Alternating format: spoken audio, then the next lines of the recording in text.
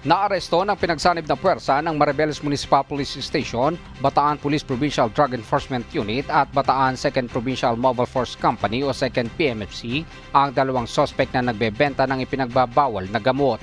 Kinilala ang mga sospek na sina Celso Monton at Bobby Rodriguez na pawang mga residente ng Sitio Pinag-Apugan, Barangay Townsite, Maribeles, Bataan. Sa isinagawang operasyon, nagpanggap na pusher buyer ang isang miyembro ng pulisya kapalit ng 1,000 bill marked money. At nang magkapalitan na ay naaresto ng mga tauhan ng pulisya ang mga nasabing sospek. Na-recover sa isinagawang protective search ang isang sling bag na pagmamay-ari ni Monton at dito na tumambad ang 150 na gramo ng hinihinalang shabu na nagkakahalaga ng mahigit sa 1 milyong piso sa merkado.